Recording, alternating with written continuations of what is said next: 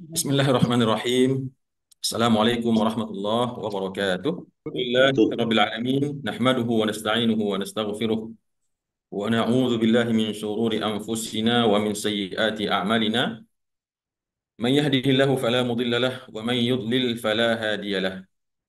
Asyhadu an la ilaha illallah wahdahu la syarika lahu wa asyhadu anna sayyidana wa nabiyyana Muhammadan abduhu wa rasuluh sallallahu alaihi wasallam la nabiyya ba'dah. Amma ba'da. Yang saya hormati Bapak-bapak dan Ibu-ibu, ikhwan dan akhwat, saudara-saudari sekalian yang dimuliakan dan dirahmati oleh Allah Subhanahu wa taala.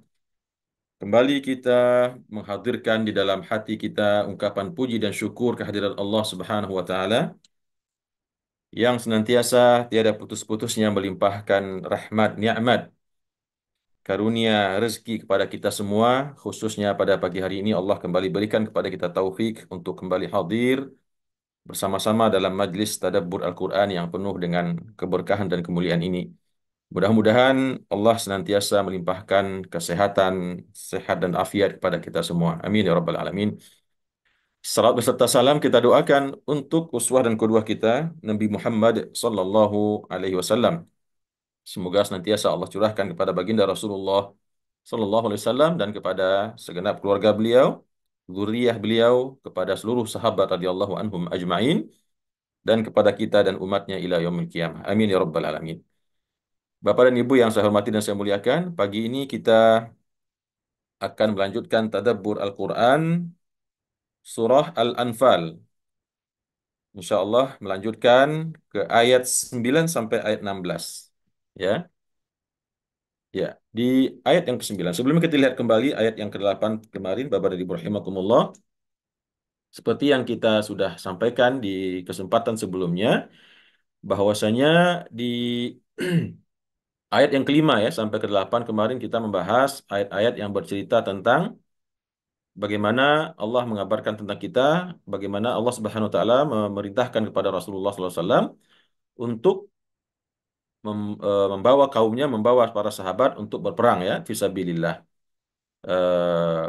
Di ayat yang 7 kita jelaskan bahwasanya ada dua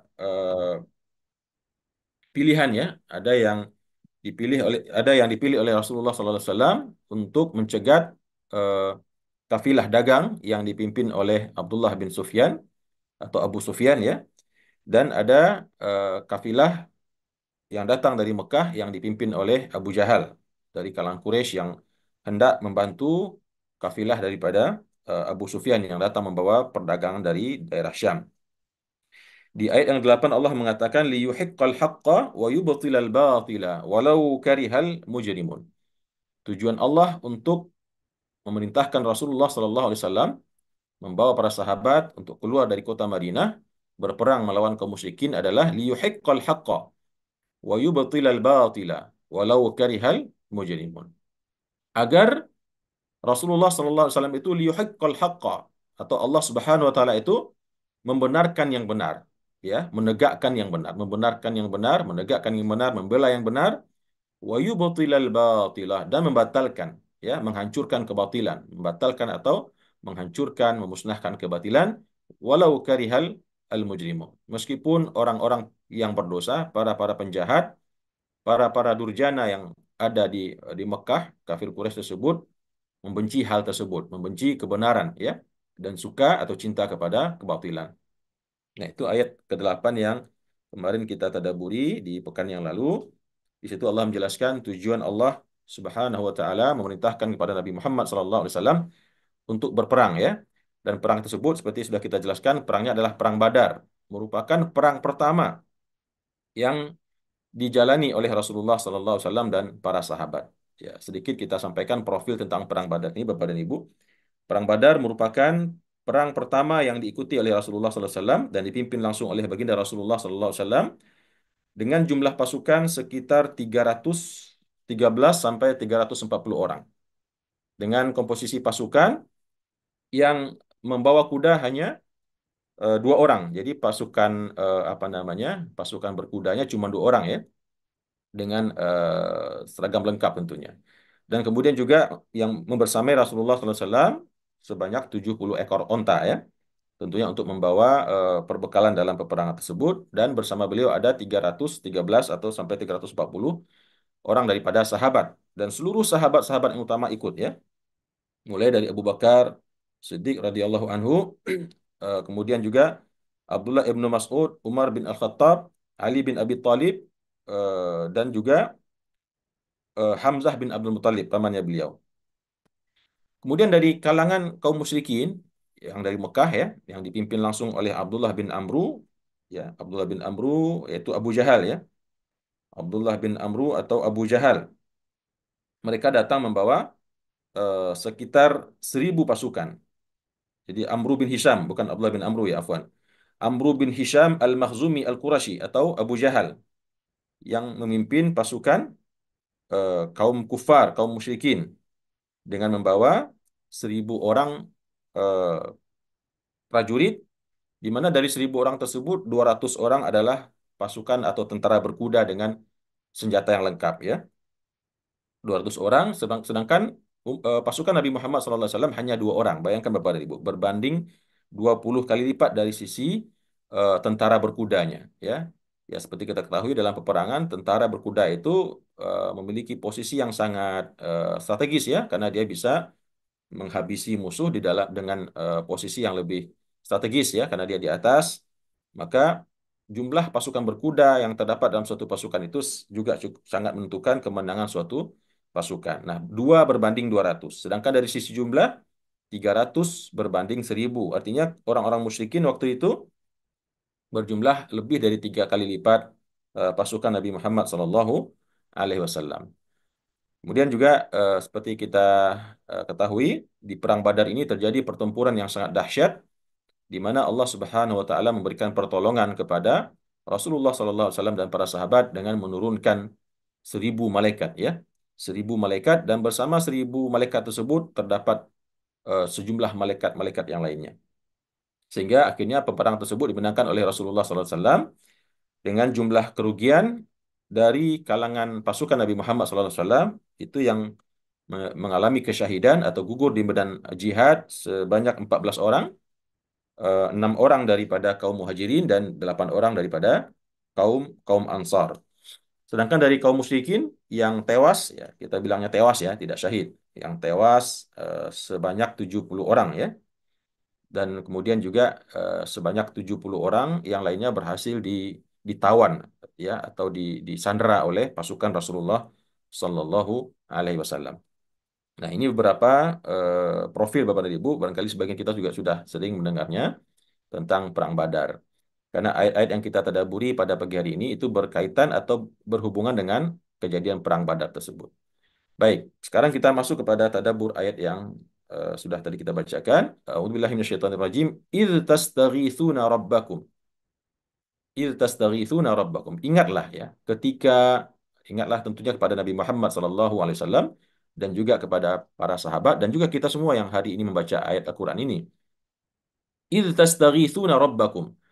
Dan ingatlah ketika kalian meminta pertolongan kepada Tuhan kalian, yaitu di saat perang Badar.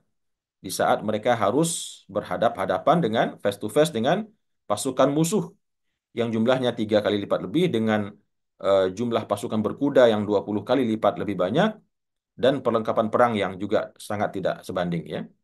Di situ Nabi Muhammad SAW ya memohon kepada Allah Subhanahu wa taala. Seperti diceritakan dalam riwayat, di dalam perang tersebut Nabi Muhammad SAW tidak putus-putusnya berdoa kepada Allah Subhanahu wa taala. Bahkan ketika Allah Subhanahu wa taala untuk menenangkan batinnya hati para sahabat yang dirundung ketakutan yang sangat luar biasa, kecemasan yang sangat luar biasa. Ya, karena itu hal yang manusiawi Bapak dan Ibu ya. Kalau kita akan berperang dan kita tahu kekuatan musuh 3 kali lipat dengan apa namanya? Kelengkapan perang mereka yang juga cukup, dan jumlah tentara berkudanya yang 20 kali lipat, maka tentu sudah pasti perasaan yang meliputi kita adalah perasaan cemas, takut, dan khawatir akan menghadapi kematian ya. Ya tentu para sahabat itu hal yang manusiawi ya, meskipun mereka juga sudah yakin betul akan janji Allah yang pasti, di mana Allah akan memberikan ganjaran pahala kepada orang-orang yang gugur mati syahid di medan juang. Namun sebagai manusia tentu mereka tetap merasakan kekhawatiran tersebut. Iz tastaghithuna rabbakum. Tatkala kalian meminta pertolongan kepada kalian yang dipimpin oleh Rasulullah kepada Tuhan kalian, yaitu dipimpin oleh Nabi Muhammad SAW. Ya, di saat para sahabat, ketika Allah melihat para sahabat begitu ketakutan, begitu khawatir, maka saat itu Allah datangkan rasa kantuk yang luar biasa. Ya, Allah datangkan rasa kantuk yang luar biasa, membuat para sahabat tertidur, Bapak dan Ibu. Sebagian besar daripada pasukan Nabi Muhammad tertidur. Bayangkan, begitu mukjizat Allah turunkan dalam situasi tersebut. Di saat maut sedang mengintai mereka, justru mereka bisa tidur ya. Nah, barangkali kalau kita bawakan ke dalam situasi kita, barangkali kita nggak akan bisa tidur ya. Pasti kita akan was-was, kita akan merasa takut ya, dan seterusnya. Sedangkan para sahabat, pasukan Nabi Muhammad didatangkan rasa kantuk yang luar biasa oleh oleh Allah Subhanahu wa taala. Bahkan dalam sebuah riwayat dijelaskan sampai akhirnya mereka, karena semua laki-laki ya, mereka mengalami mimpi basah waktu itu ya. Mimpi basah tentu para bapak-bapak paham ya, mimpi melakukan hubungan badan, sehingga mereka akhirnya junub ya, saking lelapnya mimpinya, saking lelapnya tidurnya, saking tenangnya tidurnya, sampai mereka pun diberikan oleh Allah sebagian tentunya ya, mengalami mimpi basah. Nah, ini kita bayangkan bagaimana pertolongan yang Allah berikan kepada pasukan Nabi Muhammad SAW dengan mendatangkan rasa kantuk yang membuat mereka akhirnya besoknya bangun pagi, bangun dengan segar bugar. Kemudian di saat para sahabat tertidur tersebut, Bapak dan Ibu rahimakumullah, dan inilah contoh tauladan yang ditunjukkan oleh seorang pemimpin. Rasulullah SAW pun tidak tidur ya. Rasulullah tidak tidur. Apa yang Rasulullah lakukan? Rasulullah berdoa kepada Allah. Beliau melakukan solat ya, solat qiyam, solat tahajud, dan mengangkat tangannya ke langit, memohon kepada Allah Subhanahu Wa Taala. Apa yang beliau sampaikan? Kata beliau, Ya Allah, jika engkau membiarkan sekelompok hamba-hambamu ini musnah, sekelompok hamba-hambamu ini hancur dan binasa, maka sesungguhnya tidak akan ada lagi satupun yang akan menyembahmu di bumi ini. Karena memang yang melanjutkan dakwah risalah tauhid pada waktu itu hanya Nabi Muhammad SAW dan segelintir sahabat yang tergabung dalam perang Badar tersebut dan beberapa yang ada di Madinah ya. Tapi tentu kalau seandainya kalah, kalau seandainya mereka mengalami apa namanya kekalahan dalam perang tersebut, maka sudah barang pasti orang-orang kafir Quraisy akan terus ke Madinah menghabisi umat Islam dan memaksa mereka untuk murtad kembali. Maka itu yang dilakukan oleh seorang pemimpin. Ya, jadi memang ibrah yang bisa kita ambil dalam hal ini Bapak dan Ibu rahimakumullah, terutama kepada bapak-bapak dan yang laki-laki di antara kita, bahwasanya seorang pemimpin tersebut memang harus menjadi orang yang paling soleh di antara orang-orang yang dia pimpin. Ya, dan itu yang ditunjukkan oleh Rasulullah SAW. Karena doa pemimpin itu ditunggu-tunggu oleh orang-orang yang dipimpinnya. Doa pemimpin itu mustajab. Ya, doa pemimpin itu mustajab. Ya, tentunya kita semua adalah pemimpin. Barangkali ada di antara kita yang pemimpin di kantornya, ya, pemimpin di tengah masyarakat. Bahkan yang sudah pasti adalah pemimpin dalam keluarga kita. Maka sebagai seorang kepala keluarga, sebagai seorang suami, kita harus bisa tampil menjadi seorang pemimpin yang dekat dengan Allah Subhanahu wa taala. Di saat istri kita tidur, di saat anak-anak kita tidur, maka seorang ayah, seorang suami harusnya ya bisa bangkit di tengah malam, di 2/3 malam, melaksanakan sholat tahajud 2 rakaat, dan kemudian mengangkat tangannya ke langit, memohon kepada Allah Subhanahu wa taala, memohon rezeki yang halal untuk keluarga, memohon keselamatan anak-anaknya, memohon agar keluarganya dituntun dengan hidayah Allah Subhanahu wa taala, memohon agar senantiasa diberikan perlindungan. Itulah yang seharusnya ditunjukkan oleh seorang pemimpin sebagaimana yang ditunjukkan oleh Rasulullah sallallahu alaihi wasallam. Kemudian fastajaba lakum. Kata Allah, maka diperkenankan oleh Allah, dikabulkan oleh Allah doanya Nabi Muhammad SAW tersebut. Bagaimana cara Allah mengabulkannya? Anni mubiddukum bi alfin minal malaikati murdifin. Allah mengabulkan, memperkenankan doa Nabi Muhammad SAW dan para sahabat tersebut di perang Badar tersebut dengan mengatakan Anni mumiddukum. Sesungguhnya aku akan mendatangkan kepada kalian akan mengirimkan kepada kalian bi alfin minal malaikati murdifin. Dengan 1.000 malaikat yang datang secara silih berganti, yang datang berturut-turut, yang datang berombongan, silih berganti, berlapis-lapis begitu. Murdifin tersebut artinya adalah berturut-turut atau berlapis-lapis dan silih berganti. Wa ma ja'alahu Allahu illa busyra, dan tidaklah Allah menjadikan hal yang demikian tersebut, yaitu mengirimkan 1.000 malaikat untuk membela dan menolong Rasulullah Sallallahu Alaihi Wasallam, ya. Dan ini tentu sebuah pertolongan yang sangat besar. Pertama dari sisi jumlah, ya, yang tadinya 313 ditambah 1.000 berarti sudah menjadi 1.313 atau 1.340 lebih kurang. Dari sisi jumlah sudah lebih banyak daripada kaum musyrikin yang dipimpin oleh Abu Jahal. Dari sisi kualitas, ya, yang 1.000-nya adalah malaikat. Ya, kita tahu malaikat adalah makhluk Allah yang istimewa, yang memiliki kekuatan yang luar biasa dengan izin Allah, yang secara kuantitas tentunya jauh berkali-kali lipat lebih kuat daripada manusia, ya. Nah, Allah memberikan pertolongan kepada Nabi Muhammad dengan mengirimkan 1.000 malaikat. Wa ma ja'alahu Allahu illa busyra, dan tidaklah Allah jadikan yang demikian itu kecuali adalah busyra, sebagai berita gembira. Walitatma'inna bihi qulubukum, dan supaya menjadi tentram dengannya hati-hati kalian. Jadi Rasulullah SAW dikabarkan oleh Allah, melalui malaikat Jibril, bahwasanya Allah akan membantu mereka dengan 1.000 malaikat. Dan tentunya Rasulullah SAW menginfokan, mengabarkan hal tersebut kepada para sahabat, yang tentunya info seperti ini membuat hati para sahabat menjadi tentram dan tenang, ya, menjadi optimis, sehingga mereka berperang dengan penuh keberanian, penuh semangat, penuh spirit, dan gagah berani.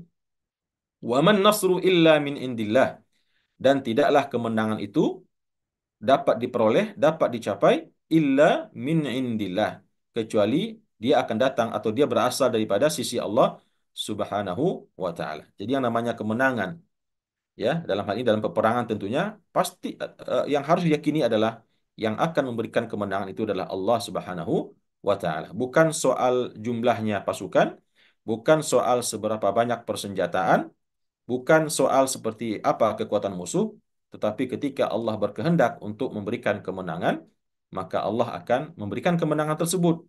Karena seperti dikatakan dalam ini, waman nasru illa min indillah. Tidaklah kemenangan itu kecuali kedatangannya dari Allah Subhanahu wa taala. Kam min fi'atin qalilatin ghalabat fi'atan katsiratan biiznillah.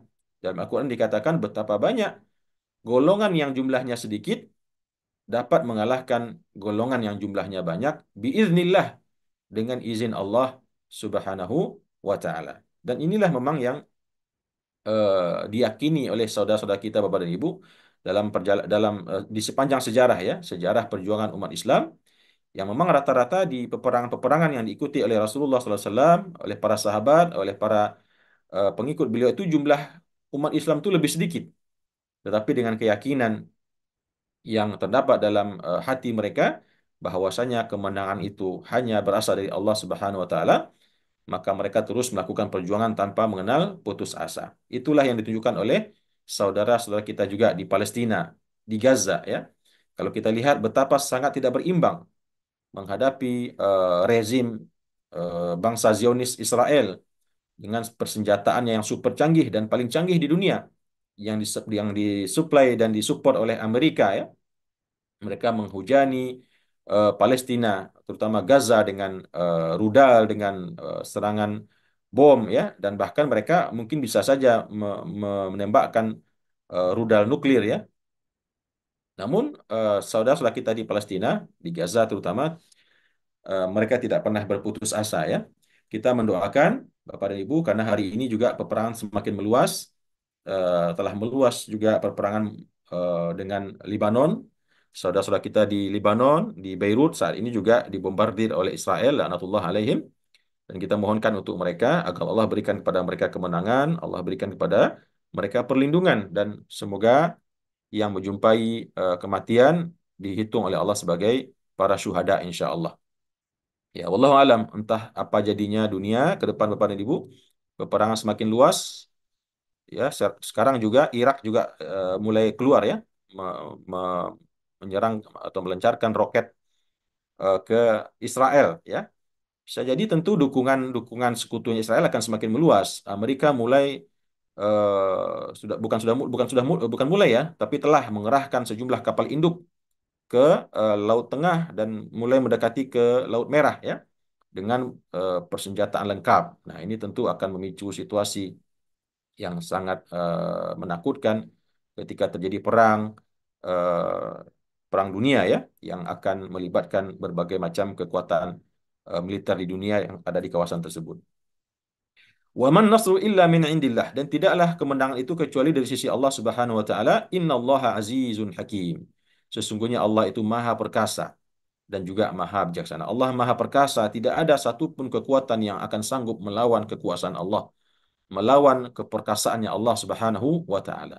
Ya, betapapun banyaknya orang-orang musyrikin, betapapun lengkapnya persenjataan mereka, namun Allah dengan kemaha perkasaannya cukup dengan hanya mengirim 1.000 malaikat yang nanti akan menghabisi orang-orang kafir Quraisy tersebut.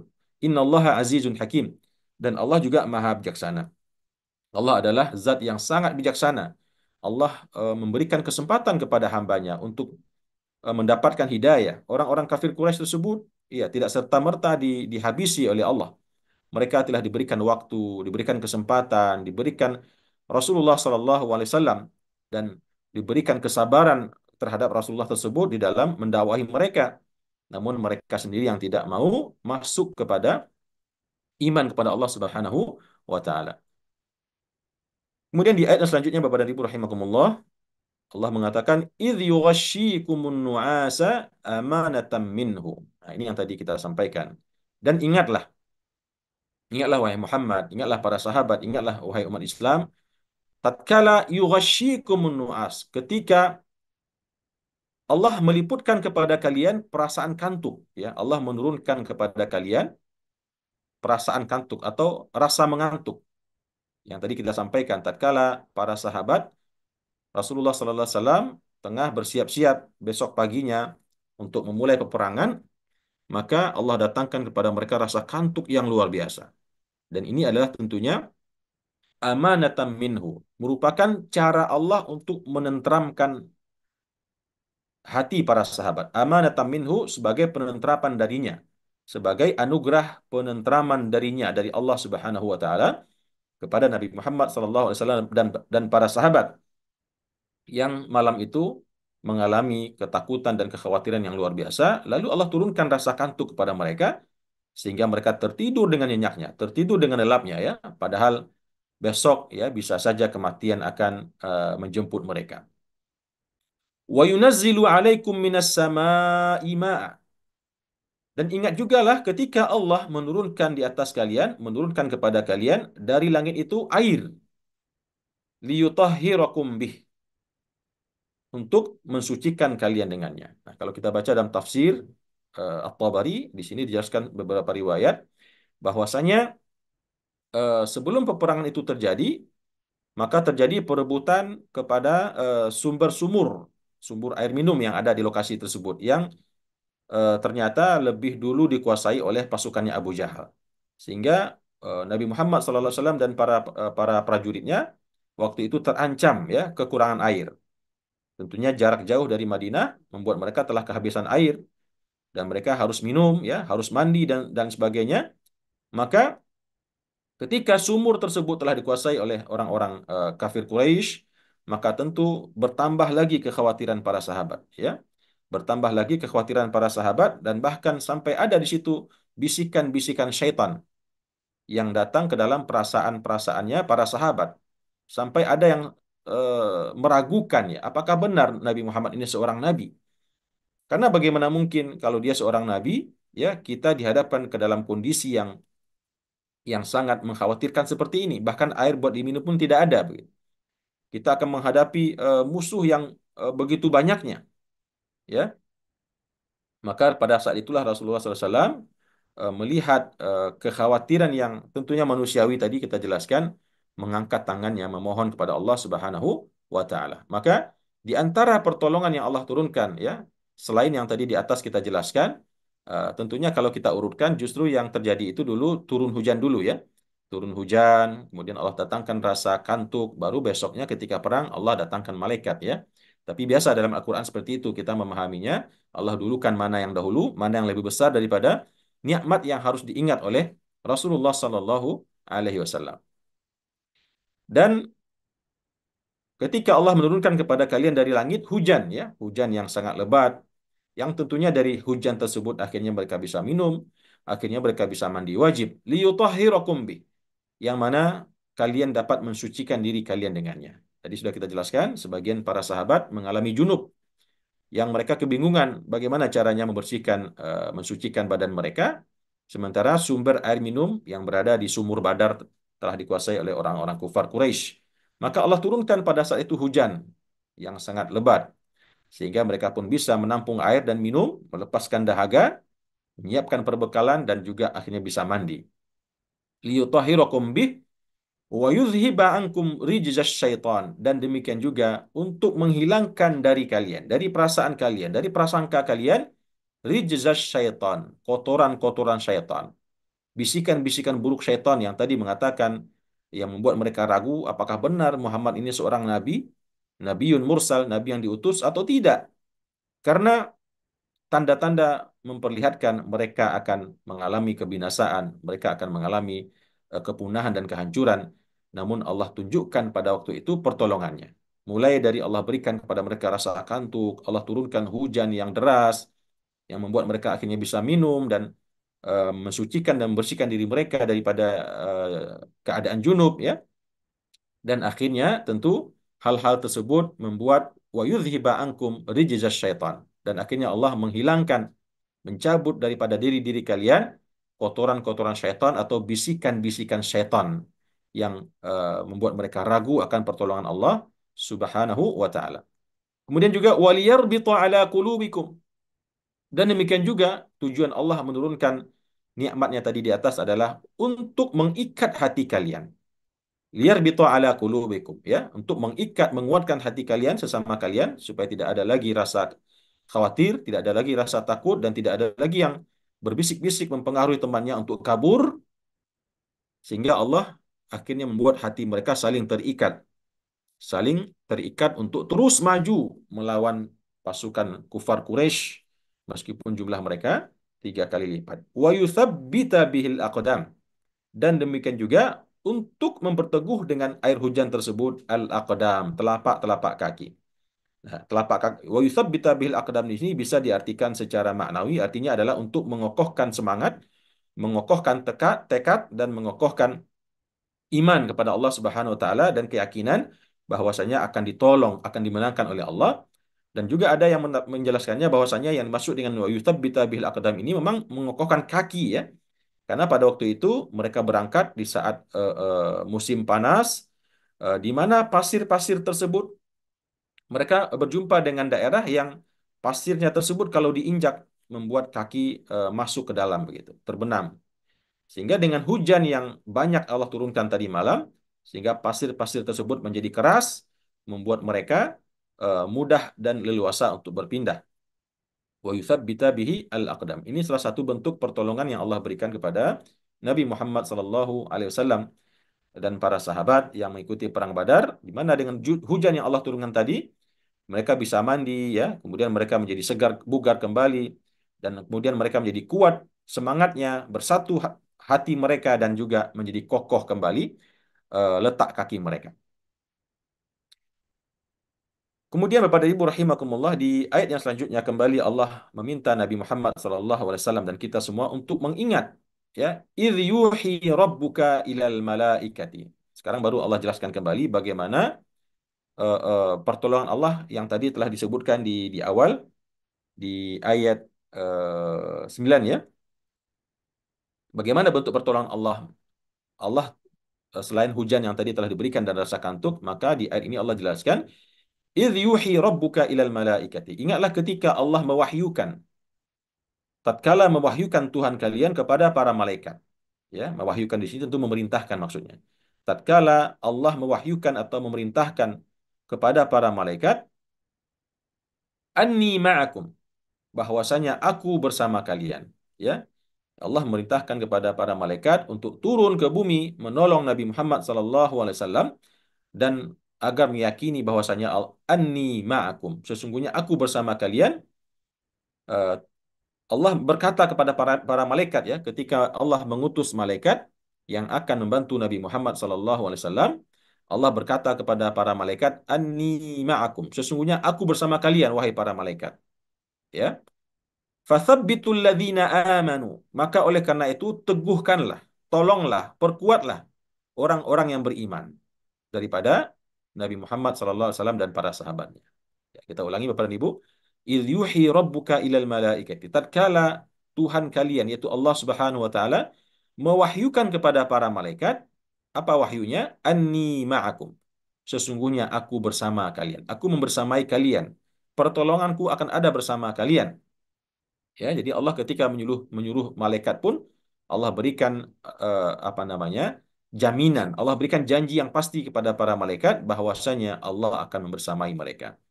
Maka kata Allah, "Fathabbitul ladzina amanu." Maka teguhkanlah, kuatkanlah, sokonglah, ya. Belalah orang-orang yang beriman. Saulqi fi qulubil ladzina kafarur ru'b. Maka saya akan, kata Allah, saya akan menjatuhkan, saya akan melimpahkan atau menimpakan di hati-hati orang yang kafir ar-ru'ba, rasa takut yang luar biasa. Jadi Bapak dan Ibu rahimakumullah, di samping Allah mengirim para malaikat yang jumlahnya 1.000, ya, dengan segala kemampuannya yang tentu bisa kita fahami bagaimana kemampuan malaikat dalam berperang, Allah pun juga menurunkan bersama para malaikat tersebut rasa takut yang Allah turunkan ke hati-hatinya orang yang kafir. Ya, sehingga mereka melihat pasukan Nabi Muhammad itu bagaikan apa namanya, singa yang terluka, bagaikan banteng yang terluka, bagaikan makhluk-makhluk yang mengerikan dan menakutkan yang akan em, menerkam dan membinasakan mereka, ya. Padahal jumlahnya Nabi Muhammad itu cuma 300, tetapi membuat pasukan Abu Jahal itu begitu hendak berjumpa dengan pasukan Nabi Muhammad itu, ya, kalau bahasa kitanya kencing di celana begitu, ya. Saking mereka ketakutannya melihat pasukan Nabi Muhammad Sallallahu Alaihi Wasallam yang memang itu akibat rasa takut yang Allah timpakan di dalam hati-hatinya orang-orang musyrikin pasukan Abu Jahal tersebut. Maka kata Allah kepada malaikat, karena Allah telah melimpahkan rasa takut yang luar biasa di hati-hati orang kufar tersebut, fadribu fawqal a'naq, maka penggallah, pukullah atau penggallah di atas leher, artinya penggallah lehernya, tebaslah lehernya, ya. Wadribu minhum kulla banan, dan penggal pula lah di antara mereka itu jari-jari mereka, pergelangan tangan mereka. Jadi ini perintah Allah kepada para malaikat, ya. Dengan caranya mereka tebaslah lehernya orang-orang kafir tersebut dan eh, eh, potonglah tangannya, tebaslah tangannya, ya. Makanya seperti yang diceritakan dalam sebuah sirah, Bapak Ibu, cerita tentang detil-detil peperangan Badar ini. Di situ para sahabat melihat, sebagian sahabat melihat dari kejauhan, dari jumlah pasukan musyrikin yang banyak itu, mereka melihat sebuah fenomena yang sangat menakjubkan, ya. Di mana mereka melihat banyak daripada prajurit-prajurit Abu Jahal tersebut tiba-tiba tanpa ada satupun daripada sahabat atau pasukan Nabi Muhammad yang mendekati mereka, tiba-tiba nampak kepalanya tiba-tiba sudah putus terbang, ya. Tangannya juga putus terbang. Nah, ini tentu adalah tindakan atau perbuatan yang dilakukan oleh malaikat yang mengimplementasikan atau melaksanakan apa yang diperintahkan oleh Allah dalam ayat ini. Fadribu fawqal a'naq. Allah mewahyukan kepada para malaikat tadi di atas kita jelaskan, saya membersamai kalian dan saya akan timpakan rasa takut yang luar biasa di hati orang-orang kafir tersebut, maka pukullah, tebaslah leher-leher mereka, kepala mereka, dan juga tebaslah jari-jari mereka. Nah, itu bentuk pertolongan yang Allah berikan kepada Nabi Muhammad SAW dalam perang Badar, di mana yang langsung turun ke, ke, ke medan perang waktu itu adalah para malaikat yang jumlahnya 1.000 orang, ya, dengan kekuatan yang luar biasa, sehingga seperti tadi kita jelaskan, para sahabat melihat banyak di antara orang-orang kafir tersebut yang apa namanya, tangannya putus, ya, Kalau yang tewas tadi sudah kita jelaskan jumlahnya 70 orang. Sedangkan yang lainnya banyak yang terluka, tangannya putus ya dan seterusnya. Dzalika biannahum syaqqullaha wa rasulah. Kenapa Allah sampai turunkan pertolongan yang demikian dan Allah buat orang-orang kafir tersebut menjadi hina ya, dibinasakan dengan banyak yang akhirnya meninggal di kalangan mereka. Dzalika biannahum syaqqullaha wa rasulah. Yang demikian itu karena sesungguhnya mereka telah menentang Allah, telah mendurhakai Allah dan Rasulnya. Mereka telah durhaka kepada Allah dan Rasulnya. Wa man yushaqiqillaha wa rasulah. Maka barang siapa yang menentang atau durhaka kepada Allah dan kepada Rasulnya, fa innallaha syadidul iqab. Maka sesungguhnya Allah itu sangatlah keras siksaannya. Sangatlah keras iqabnya. Baik di dunia, apalagi nanti di akhirat. Barang siapa yang menentang Allah, mendustai Allah, melawan kepada Allah dan Rasulnya, maka kata Allah sesungguhnya balasan Allah itu sangatlah keras ya, sangatlah dahsyat ikobnya, hukumannya baik di dunia dengan Allah timpakan kepada mereka kebinasaan, kekalahan dan tentu juga nanti terutama di akhirat dengan azab neraka jahanam yang luar biasa.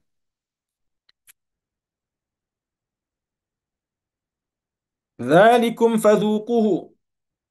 Di ayat yang selanjutnya Allah mengatakan dzalikum. Inilah itulah ya. Itulah akibat yang kalian rasakan kata Allah. Dzalikum. Inilah jatah kalian, inilah bagian kalian, inilah nasib kalian. Fadzuquhu, maka rasakanlah. Rasakanlah kekalahan tersebut, rasakanlah sakitnya kalah perang tersebut, rasakanlah kebinasaan tersebut. Wa anna lil kafirina adzaban nar dan bahwasanya bagi orang-orang yang kafir Allah sediakan adzaban nar, azab siksaan api neraka. Nanti kelak ya di hari kiamat, di akhirat. Sekarang di dunia dzalikum fadzuquhu. Demikianlah kata Allah.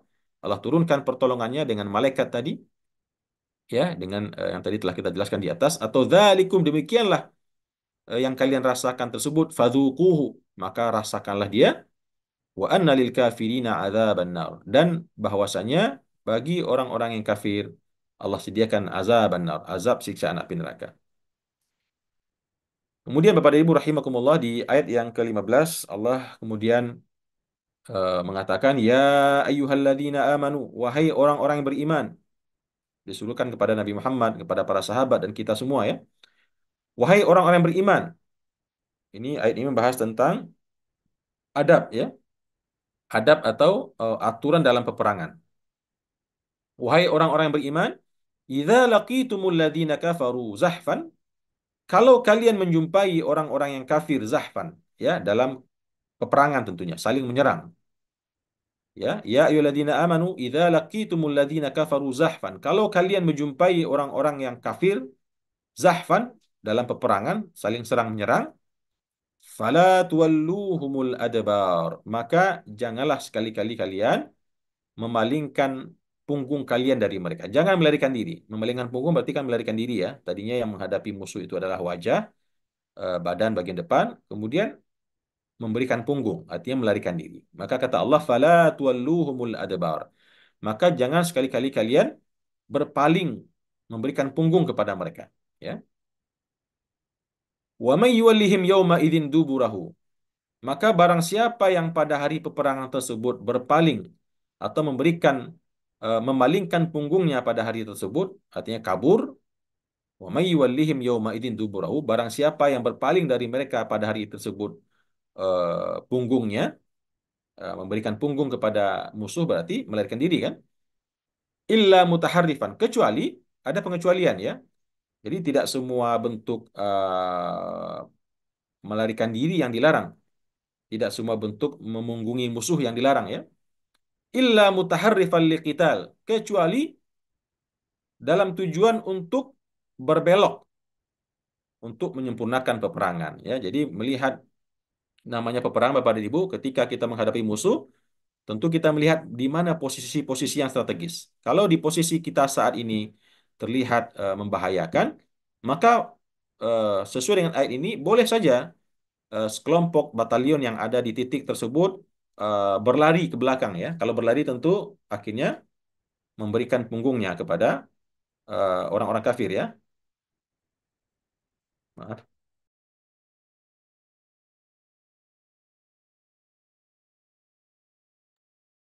Maka kalau seandainya tujuan untuk memberikan punggung tersebut atau lari tersebut adalah untuk berbelok ke posisi yang lain dengan tujuan untuk terus menyempurnakan peperangan, au mutahayyizan ila fi'atin, atau kondisi kedua yang dibolehkan adalah atau dalam rangka untuk bergabung kepada pasukan yang lain karena dilihat situasi terjepit, kalau terus bertahan di situ akan musnah, akan kalah, akan tewas begitu ya, maka mereka berlari ke arah pasukan yang lain yang lebih kuat, yang lebih banyak jumlahnya. Tapi bukan berlari pulang ke rumah ya. Maka untuk dua kondisi ini kata Allah itu dibolehkan. Tapi kalau selain daripada dua kondisi ini, maka barang siapa yang di peperangan memalingkan punggungnya kepada musuh, artinya kabur, faqad ba'a bi ghadabim minallah. Maka sungguh dia telah kembali dengan murka yang sangat besar daripada Allah Subhanahu wa taala. Wa ma'wahu jahannam. Dan tempat kembali mereka adalah neraka Jahannam. Wa bi'sal masir, dan seburuk-buruk tempat kembali, ya. Nah, di sini Bapak dan Ibu bisa kita pahami bahwasanya lari dari medan peperangan itu merupakan dosa yang sangat besar, ya. Dan bahkan salah satu yang membolehkan seseorang itu dibunuh, yang halal darahnya. Orang yang lari dari medan perang itu halal darahnya. Ketika seorang pemimpin melihat ada pasukannya yang lari, kabur, ya, dan itu ada sebuah pengkhianatan, maka dia wajib dibunuh. Halal darahnya untuk dibunuh. Jadi salah satu orang yang dihalalkan darahnya itu adalah orang yang lari dari medan peperangan ketika peperangan tersebut telah berkecamuk, ya. Dan bagi orang tersebut Allah janjikan wa ma'wahu jahannam. Tempat kembalinya nanti di akhirat adalah neraka jahannam. Wa bi'sal masir, dan itu adalah sebaik-baik tempat kembali. Nah, Bapak dan Ibu rahimakumullah, inilah beberapa tadabur ya yang bisa kami sampaikan dalam kesempatan kita pada pagi hari ini, yang menjelaskan kepada kita tentang hal-hal yang berhubungan atau kejadian-kejadian yang yang terjadi pada perang Badar, berupa pertolongan Allah Subhanahu wa taala kepada Nabi Muhammad SAW dan para sahabat. Kesimpulan daripada atau poin-poin penting daripada tadabbur kita pada pagi hari ini, yang di awal tadi kita jelaskan bahwasanya kemenangan itu hanyalah milik Allah Subhanahu wa taala. Ketika Allah berkehendak, maka ketika Allah berkehendak kemenangan itu Allah berikan, maka Allah akan berikan kemenangan tersebut meskipun jumlah kita sedikit, meskipun kekuatan kita lemah, ya, meskipun kita minoritas. Maka ketika Allah berkehendak, kemenangan itu pasti diberikan oleh Allah. Masalahnya adalah apakah kita yakin dan apakah kita mau meminta pertolongan kepada Allah sebagaimana yang Rasulullah lakukan. Kemudian yang kedua, tadi sudah kita sampaikan juga bagaimana seorang pemimpin itu Bapak dan Ibu dalam semua levelnya harus menjadi orang yang soleh. Karena apa? Karena doa pemimpin itu diijabah oleh Allah. Doa yang diijabah tentu dari seorang yang soleh. Maka kalau kita ingin mendapatkan kemenangan apa-apa yang kita pimpin, ya, apakah itu kantor namanya, kelompokkah namanya, organisasikah namanya, masyarakatkah namanya, atau mungkin keluargakah namanya, maka kita harus menjadi seorang yang soleh. Soleh dalam artian menjadi orang yang taat. Sehingga dengan demikian kita berdoa kepada Allah diijabah oleh Allah. Kemudian kedua juga seorang pemimpin itu harus banyak-banyak berdoa kepada Allah. Ya, banyak berdoa kepada Allah, terutama di waktu-waktu mustajab, di malam hari. Sebagai ayah, tadi sudah saya sampaikan, sebagai kepala keluarga, harus banyak bangun tengah malam. Ya, di samping ibu juga tentunya. Tapi kadang-kadang ibu-ibu kita maklum ya, karena siang capek bekerja, membereskan rumah, tugas yang tiada putus-putusnya. Ya kadang-kadang kita melihat wajar kalau ibu-ibu itu, meskipun faktanya justru banyak ibu-ibu yang bangun ya tengah malam. Tapi kalau seandainya mereka tidur lelap sampai azan subuh, itu bisa kita maklumi ya, karena tugas yang tidak putus-putus di rumah tersebut. Tapi bapak-bapak ya, yang biasanya bekerja itu sesuai dengan jam kerja saja, maka tentu sebuah kemestian seharusnya seorang suami, seorang ayah itu ya memiliki kebiasaan bangun di tengah malam, jam 3 kah, jam setengah 4 kah, atau jam 4, atau mungkin minimal setengah jam sebelum azan subuh, bangunlah ya. Bangun, sholat 2 rakaat, kemudian berdoa kepada Allah, baik dalam sujud maupun setelah sholat, doakan keluarga kita, anak-anak kita terutama, agar mereka mendapat perlindungan, mendapat petunjuk, mendapatkan bimbingan, menjadi anak-anak yang soleh, ya, anak-anak yang diberikan keselamatan dalam menjalani kehidupan yang semakin gila dan penuh fitnah saat ini, dan menjadi orang-orang yang diridai oleh Allah dan orang-orang yang sukses dalam dunia mereka juga. Kemudian tadi juga kita jelaskan bagaimana Allah memberikan bentuk-bentuk pertolongan yang Allah berikan kepada Nabi Muhammad dan para sahabat, di antaranya dengan menurunkan rasa kantuk ya di saat ketakutan dan kekhawatiran yang sangat dahsyat menyelimuti pikiran mereka dan perasaan mereka, dan juga Allah turunkan hujan sebagai sumber air minum dan untuk mereka mandi, dan juga untuk memperkokoh tempat berdiri kaki mereka ya. Dan juga bagaimana Allah merintahkan kepada para malaikat untuk turun membersamai pasukan Nabi Muhammad SAW yang jumlahnya 1.000 malaikat tersebut. Dan Allah katakan Allah telah turunkan ke dalam hati-hati orang musyrikin yang dipimpin oleh Abu Jahal tersebut rasa takut yang luar biasa. Dan Allah perintahkan untuk menebas leher dan tangan dan jari-jari mereka, yang merupakan iqab daripada Allah, hukuman daripada Allah akibat pembangkangan kedurhakaan yang mereka lakukan kepada Allah dan Rasulnya. Kemudian yang terakhir, poin yang penting juga, Allah menjelaskan tentang hukum lari dari medan peperangan ya. Kecuali untuk dua hal, dalam rangka mengganti siasat, mengganti posisi, mencari posisi lain yang lebih strategis, atau dalam rangka bergabung dengan kelompok atau batalion yang lain di saat terdesak. Itu dibolehkan. Tapi kalau tidak, karena takut mati dan pengen pulang kabur ke pangkuan istri, maka Allah katakan, Allah akan mereka itu sesungguhnya telah kembali ke rumahnya dengan membawa janji berupa neraka jahanam ya, dan itu adalah seburuk-buruknya tempat kembali kata Allah Subhanahu wa taala. Dan tadi sudah kita jelaskan juga hukum bagi orang yang lari dan kabur dari medan peperangan tersebut adalah halal darahnya untuk ditumpahkan atau dibunuh ya. Wallahu a'lam bisawab, Bapak dan Ibu rahimakumullah. Barangkali ini yang bisa kita sampaikan pada pagi hari ini ya. Tentunya meskipun ini sebuah kejadian yang telah berlalu ya, Perang Badar telah berlalu 14 abad yang lalu, namun Bapak-bapak dan Ibu yang saya hormati dan saya muliakan, sesungguhnya ibrah, hikmah, makna daripada peperang Badar ini sangat dahsyat ya, untuk menjadi penguat keyakinan kita. Karena barangkali ke depan, wallahu alam ya, kita mungkin hari ini masih adem ayem di Indonesia, tidak ada peperangan melawan musuh. Namun kalau kita amati dan kita lihat bagaimana situasi global saat ini, bukan tidak mungkin peperangan akidah, peperangan antara hak dan batil itu akan sampai ke negeri kita ya.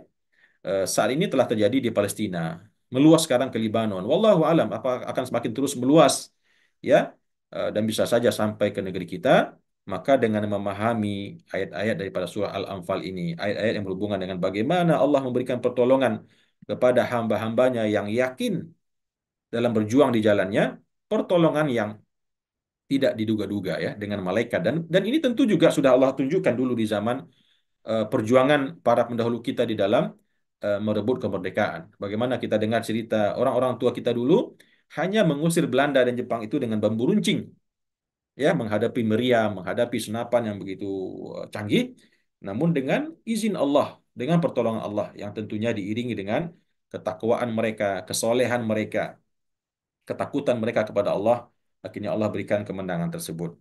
Dan ini membuat kita juga termotivasi untuk tidak pernah mengenal kata putus asa di dalam berjuang, meskipun sebesar apapun tantangan yang kita hadapi, karena orang yang berjuang di jalannya senantiasa dibersamai oleh Allah Subhanahu wa taala. Demikian, wallahu alam bisawab. Terima kasih atas perhatian Bapak dan Ibu, dan mohon maaf salah khilaf ucapan dan perkataan saya. Aku qauli hadza wa astaghfirullah li wa lakum. Wassalamualaikum warahmatullahi wabarakatuh.